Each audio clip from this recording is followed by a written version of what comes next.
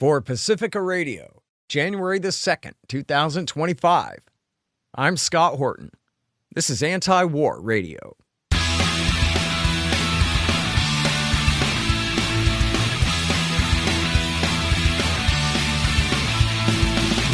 All right, y'all, welcome to the show. First show of the new year, Antiwar Radio. I'm your host, Scott Horton. I'm the editorial director of Antiwar.com, and I'm the author of the new book, Provoked: How Washington Started the New Cold War with Russia and the Catastrophe in Ukraine. You can find my full interview archive, more than 6,000 of them now, going back to 2003, at scotthorton.org. And you can follow me on X, if you dare, at Scott Horton Show. All right. And introducing Antiwar.com's opinion editor, Kyle Anzalone. Welcome back to the show. How you doing, Kyle? Doing well, Scott. Happy to be back on. Very happy to have you here. We have important news to cover. I hate to say I told you so, but that's not true. I love to say I told you so, but I'm not really sure if I can say I told you so. There's been a couple of terrorist attacks, and yet they're very mysterious and mystifying. And so I wonder if it's my prediction that American support for Israel's horrific slaughter in Palestine has led to this blowback, or whether we're dealing with entirely separate and different circumstances. So I'll ask you a very broad question, such as, could you please tell us everything that you know and think you know and would like to speculate about the New Orleans and Las Vegas terrorist attacks on New Year's? Right, Scott. And I guess the first thing we could say is it does seem that these two attacks are related. Apparently, both trucks were rented using the same app, and both from Texas. Both the drivers of both trucks, who I believe are now both deceased. I believe the driver of the truck in Las Vegas was the only person who died there. And then, of course, the driver. Wait, the of the Vegas guy was from Texas too? Yes, that's was a report I got this morning from local Louisiana news affiliate there, who said they had that from the FBI. Okay, both were in the Army as well, mm-hmm. And they actually, on that particular report, they said they were actually stationed at the same base, and so that would certainly suggest that these two men knew and coordinated this attack together. And so that's not confirmed yet, but that is a speculation at this point, that both attacks I'm were doubtful carried about out that, in coordination. honestly. Okay, the thing with the both using the same app to rent an electric truck or whatever, that's something. But Fort Bragg, the one guy was stationed in Germany and the other guy hadn't been in the Army for years. And so there's hundreds of thousands of people in and out of Fort Bragg all the time. So I think that's not a correlation, unless we know that they were in a chat group together and they both had deployed to Afghanistan. But again, that's doesn't even imply that they've ever met each other or had any idea of each other. And then it seems like their motivations would have been seemingly very different too. The one guy, his brother, the New Orleans guy, his brother told the New York Post that, well, he's been a Muslim his whole life, or converted when he was a child or very young, but has been radicalized recently. And that guy's a Bangladeshi American. I don't know, born and raised in Texas, though, they say. I don't know. But then the other guy's a white guy from, I thought I had read he was from Ohio or something. I don't know. And he was currently a Green Beret, Special Forces, and was currently stationed in Germany, was home on leave, they're saying. And then I guess the question is, and I'll ask you this, do you know about this? I've been trying to catch up here, the latest on X about his politics. And it seems like there's at least one picture. I don't know if this is confirmed, but it looks like him from other confirmed pictures of he's wearing a Ukraine Trident shirt with Slava Ukraini, the fascist slogan of the UPA, on the front.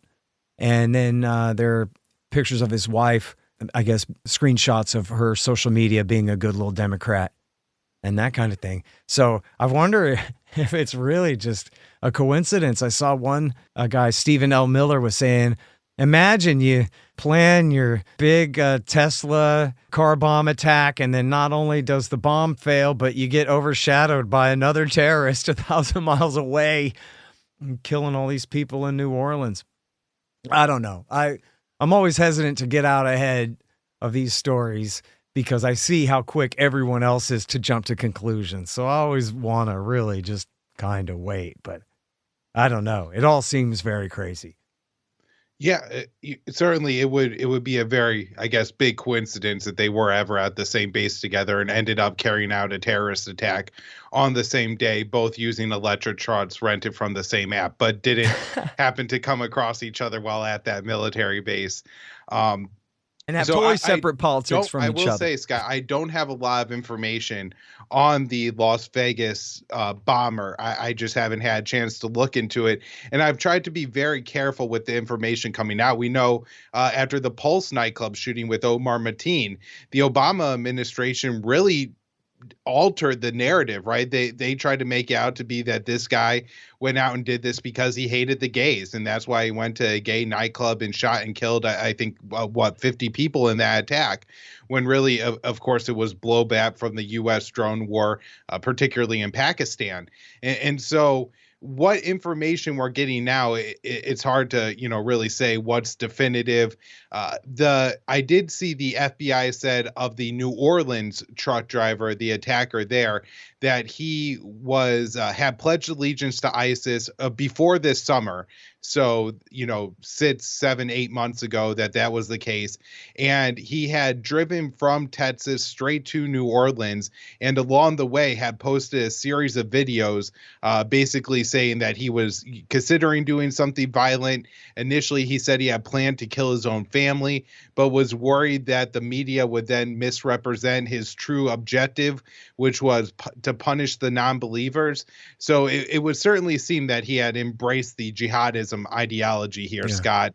Although who knows what connection he had to people outside the United States. Now, the FBI has come out and said, and I was almost surprised by how blatantly they said that they're pretty sure that this guy did not act alone, that they believe they discovered other IEDs around New Orleans. I guess none of them exploded, and they're still looking for more people. So this could be an ongoing incident unfolding in New Orleans still. I wonder about that. Didn't seem like much of a team effort to me. But yeah, we'll see. I did see, the New York Post, they sent a reporter out and found that his house was just a wreck and was, it was filth and hoarding, and that his business had failed and he was just a total loser at this time. And now we know he was born and raised in Texas. He said in his video that's on YouTube that the only time he wasn't in Texas was when he was deployed in the Army. And then we know that included time in Afghanistan. But yeah, the New York Post said his life was falling apart. His business has failed and he was at a point of desperation clearly here. So, but yeah. And then the one in Vegas, it does seem pretty strange that he would do a suicide bombing out front of a Trump hotel. And then, of course, everybody's crediting the Cybertruck's stainless steel construction for the truck not coming apart. And I don't know if you saw this, but the glass windows and front door of the hotel were not even shattered. That the explosion was funneled virtually completely up and down, and the sides of the back of that Cybertruck held. But doesn't it seem strange, though, that somebody would be a currently serving special forces guy, but his bomb is just gas cans and fireworks? I don't know. It does seem strange, Scott, especially when the event in New Orleans clearly was at least planned out well enough to know where there would be a large number of people where, you could carry out a mass casualty attack. And it didn't seem like from the security footage that the Trump Hotel was particularly busy at that time.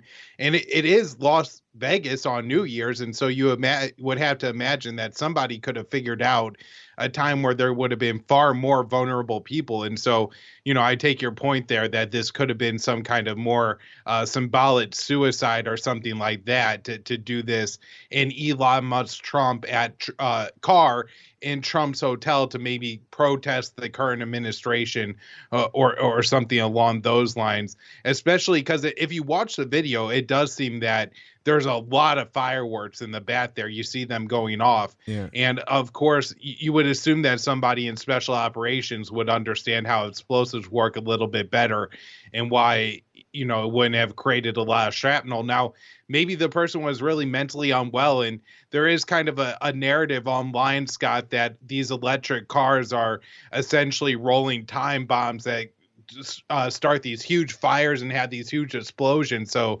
maybe they thought there would be some kind of secondary explosion or some kind of battery acid that was thrown, but obviously that didn't happen. Yeah.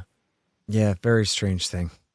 Currently serving special forces guy. Like, you got to figure, if he's the worst kind of Russiagate truther and pro-Ukraine war guy in the Democratic Party right now. I mean, there is a picture of him, as I said. I don't think it's 100% confirmed, but it does look like him from other verified pictures of him wearing a Slava Ukraini shirt.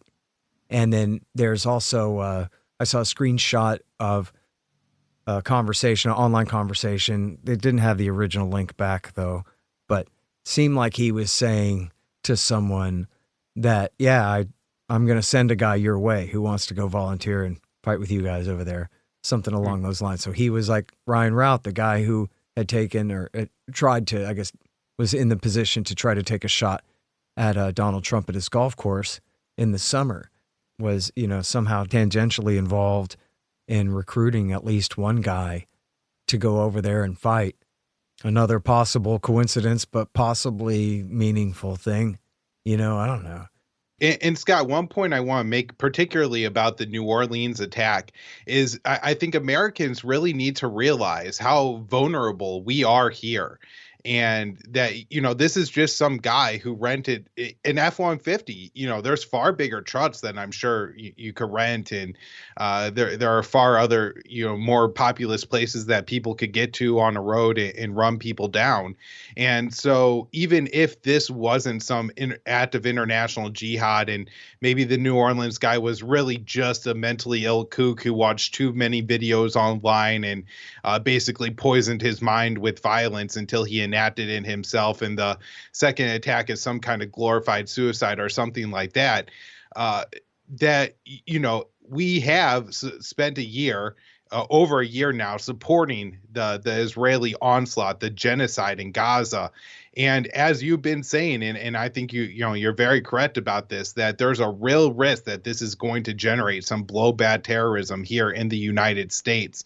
And this could be an act of that. It may not be, but certainly we should realize how vulnerable we are to these kinds of attacks. Hang on just 1 second for me here. You guys, I'm so proud to announce the publication of the Libertarian Institute's 14th book. It's Israel, winner of the 2003 Iraq Oil War, Undue Influence, Deceptions, and the Neocon Energy Agenda by Gary Vogler, former senior oil consultant and deputy senior oil advisor for U.S. forces during Iraq War II. Remember how I wrote in Enough Already about how Ahmed Chalabi sold the neoconservatives on a plan to rebuild the old British oil pipeline from Mosul and Kirkuk, Iraq, to Haifa, Israel, if they would only get the United States to overthrow Saddam Hussein for him, and how they bought it because they are as dumb as they are corrupt? Well, Gary was there. As senior civilian consultant to the DoD and Iraqi oil ministry, he had a unique window and experience witnessing the Pentagon neocons and their machinations on behalf of Israel before and during that war. And it turns out that even though they did not get their pipeline, as Vogler demonstrates, the neocons and their Likudnik bosses figured out an effective plan B anyway. You are going to love Israel, winner of the 2003 Iraq Oil War by Gary Vogler, available everywhere. Check it out along with our other great books at libertarianinstitute.org/books. Hey, y'all, let me tell you about Robertson Roberts Brokerage, Inc. Nobody trusts the U.S. dollar anymore. Foreign governments are stocking up on gold instead of $100 bills. One, they know they need to, and two, that means you need to too. Interest rates are up, but for some reason, not much for savings accounts. Park your money there and watch Uncle Joe Biden just counterfeit its value away. You can see how the Fed is afraid to raise rates to beat inflation for fear of popping the current bubbles, at least before the election. So more inflation it will continue to be. Gold is your shield against monetary and price inflation, just like it always has been.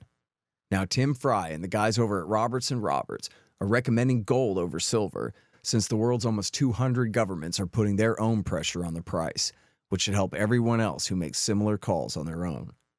Of course, Roberts & Roberts can help you with platinum, palladium, and silver, as well as gold. Don't let the Fed and the war party inflate all your savings away. Look up Roberts & Roberts at rrbi.co. That's rrbi.co. Yeah, I think that's totally right. And it's, look, I'm not for negotiating with terrorists. I'm not for giving in to terrorists and signing on the bottom line and obeying them because they threaten us. Screw them. But the fact is that the U.S. government is doing things it should not be doing. They're backing atrocities they should not be backing. And they are increasing the risk of terrorist attacks against all of us. If the guy, who knows about this Vegas thing, man? I don't know. But if the guy in New Orleans was not motivated by what's currently going on in Gaza, well, then I guess I would just be amazed that he's going to sign up as a lone wolf bin Ladenite, essentially, seemingly here, while this is going on. It's the worst series of atrocities since the height of Iraq War II, going on in the Gaza Strip right now. And so it's very likely played some role in his radicalization here. And it's just one guy, apparently. I don't know about these other IEDs they're saying, but just think if he had had a team of 2 or 3 or 4 friends with him in the back of that truck, all ready to jump out and shoot at the cops, fend off the cops while they finish slaughtering others in a way that this one guy wasn't prepared to do. Something like that. I'm not trying to give people ideas, but I'm just saying, use your imagination. It's pretty simple. 4 or 5 guys can hijack an airliner, crash it into a nuclear power plant. One guy can hijack a gasoline truck and crash it into a crowd of people.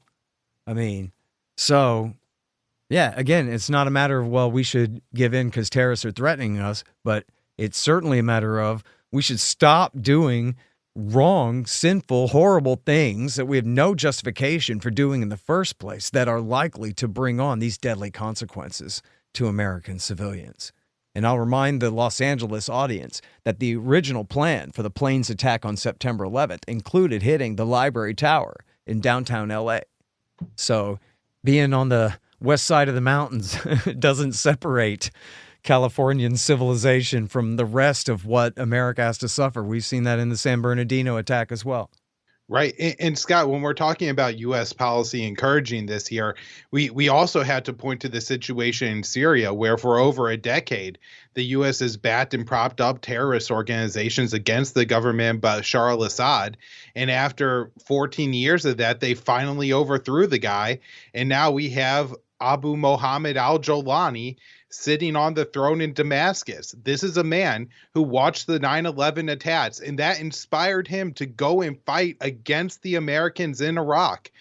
He is somebody who was the deputy to al-Baghdadi, the leader of the Islamic State, and then formed the al-Qaeda affiliate group in Syria. So this is a hardened jihadist who has appointed international jihadists like Uyghurs from China or Jordanians to be members of the new Syrian government. His spokespeople have said that they are going to enforce Sharia law, and they have, dismissed women from their positions in government and have basically said that it's not in the nature of women to have these jobs.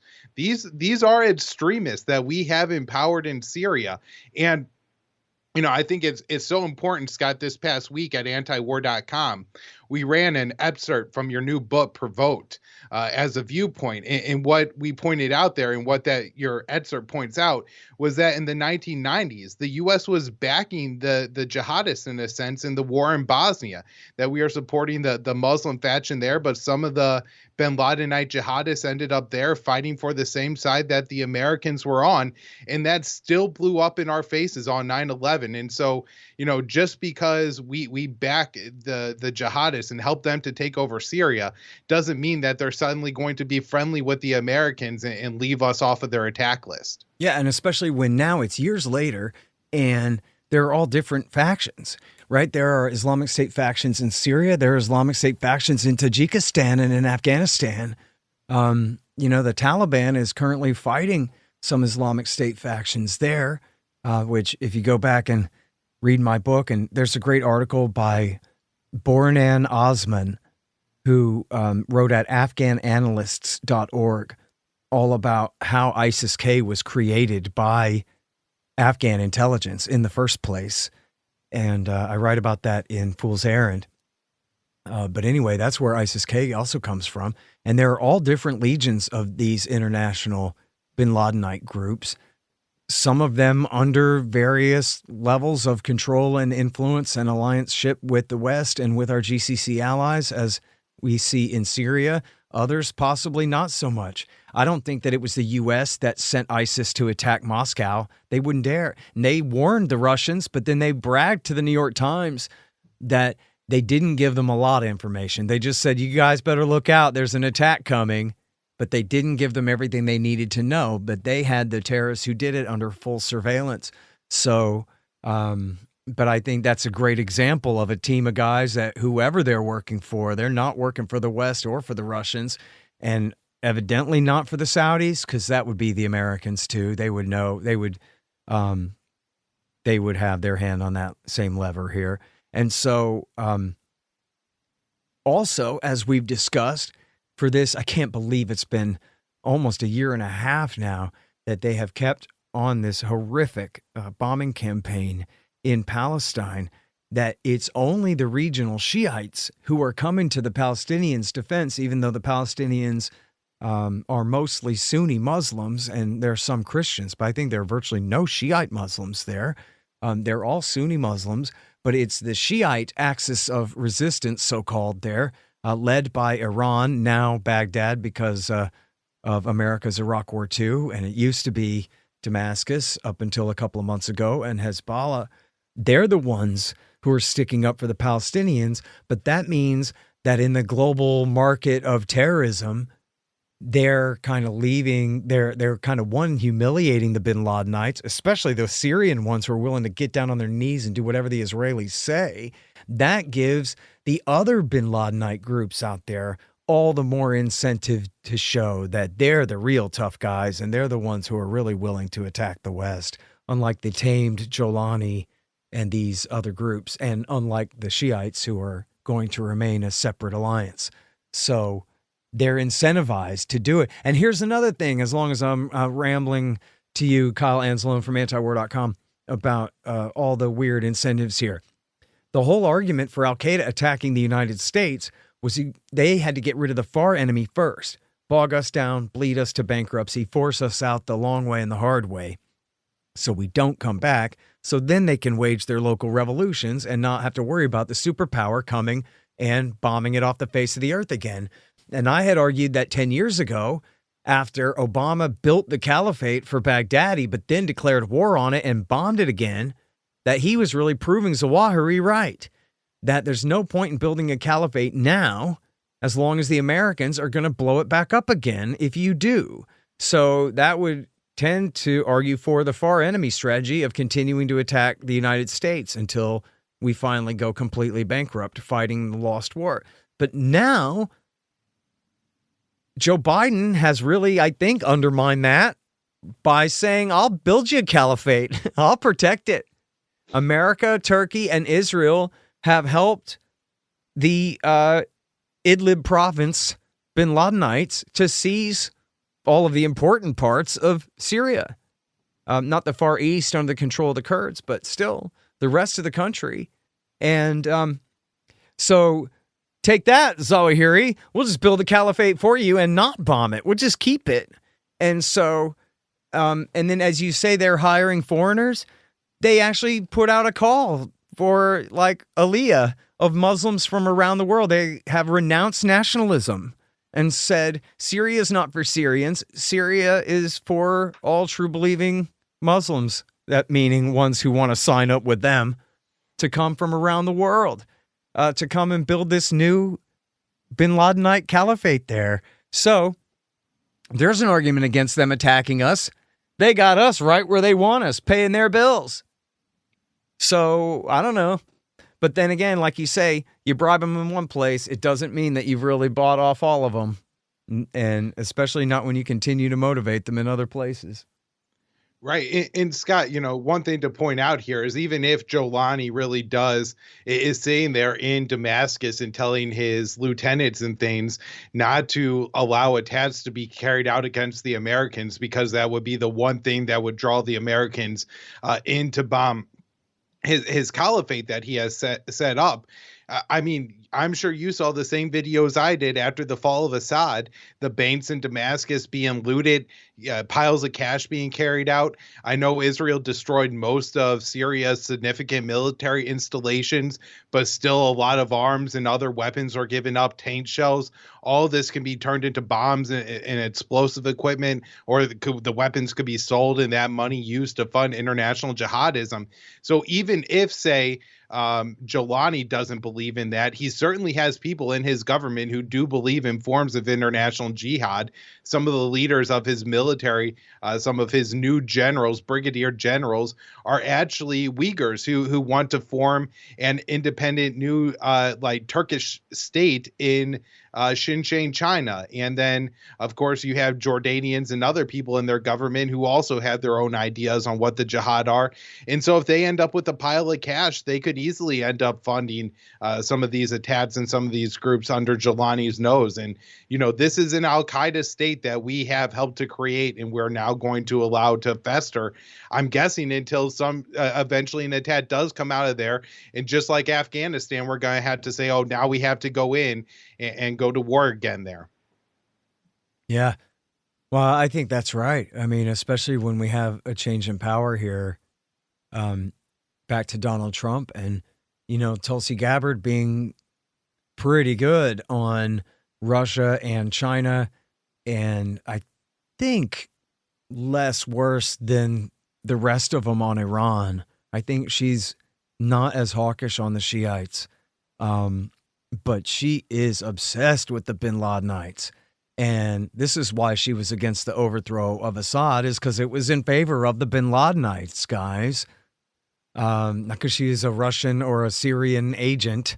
It's because she had just been in Iraq War II, where these guys were the bad guys. And now she was being told to support them, and she decided no. Well, she's going to be the director of national intelligence here. And the Secretary of Defense is an Iraq War II veteran as well. And so, I mean, what did Obama do when they built the caliphate in 2014? He built it for them, basically. I'm not saying he deliberately encouraged them to invade Western Iraq, but it was still 100% his fault that they did. And then once they did, happen. Yeah, once they conquered Western Iraq, 2 months later, he launched a full-scale war against them. Sent in the special operators with their laser pointers and the Air Force. They were even flying into Crete. They were flying literally as air cover for the Iranians' Quds Force on the ground in liberating Tikrit from the Islamic State. And then that was the war that Donald Trump finished in his first year in office back in 2017 through early 18 there. And so I agree with you. What are they going to do? They're really going to let him not just have Idlib province, but they're going to let bin Ladenites rule. Well, then again, I should add the caveat, though, right, that he clearly is under Western control and protection and public relations tutelage here. I mean, you're right. He's surrounded by kooks, and he may not be able to control them, but he certainly, Jolani certainly does not want trouble with the USA right now. So, but how Trump's cabinet is going to handle this situation, it's such a crazy situation. It is really a mystery how it's going to play out. I'm dying of anticipation. Yeah, I completely agree with you, Scott. I think there's been a couple of really notable developments in the past week. The UK, a US, and a Ukrainian official all went to Damascus to meet with Jolani and express optimism that it was going to go well. The US actually removed their $10 million bounty on Jolani. However, they didn't remove the terrorist designation from his organization. So we had a US official from the State Department meet with the leader of a designated foreign terrorist organization by the State Department. That's really crazy. Now, there was a second meeting between a U.S. official and Jolani, and that meeting apparently was the U.S. warning Jolani that they were seeing too many attacks against minority groups. So I don't know if that actually means anything if we're looking at taking a little bit of a tougher stance against Jolani, but that statement or that meeting did come after a statement from the Israeli foreign minister, the new foreign minister, Sa'ar there, and he called the government in Damascus illegitimate and said they were committed to extremist ideologies. And of course, there seems to be a lot of pro-Israeli sentiment in the incoming Trump administration. And so if the Israelis, if Tel Aviv is uncomfortable with Jolani being in charge of Damascus, I mean, it may be because Netanyahu has his eyes on a bigger land grab or just wants to bomb another neighbor. But it still may be that the Israelis encourage Trump to do something about the government in Damascus now. Well, I don't know. I mean, yeah, they've gone from being thrilled that they broke the Shiite crescent to now realizing that, whoa, these guys seem potentially dangerous for the medium term. And so then again, I mean, the Turks really completely control them. Which I think is right, Netanyahu's bigger issue, is the increasing Turkish influence. Now that it's not Iran, now it's Turkey. And so then we have to crush what remains of the Syrian state. Right, just like that time that Netanyahu told W. Bush to get rid of Saddam for him, and then, oops, now that Saddam's not there and Iran is empowered, now we need you to take them on for us. I'm continuing to see a pattern here. Oh, man. All right, I'm sorry. We're out of time, everybody. It's Anti-War Radio. That is the great Kyle Anzalone. He is our news editor over at the Institute. He is opinion editor at antiwar.com, and he hosts two great podcasts, Conflicts of Interest and the Kyle Anzalone Show. Thank you again for your time, dude. Thank you, Scott. All right, you guys, and that's Anti-War Radio for today. Happy New Year. Hope for more peace and liberty in 2025. Check me out at scotthorton.org for all the archives. I'm at Scott Horton Show on all the other sites. And I'm here every Thursday from 2:30 to 3 on KPFK 90.7 FM in LA. See you next week.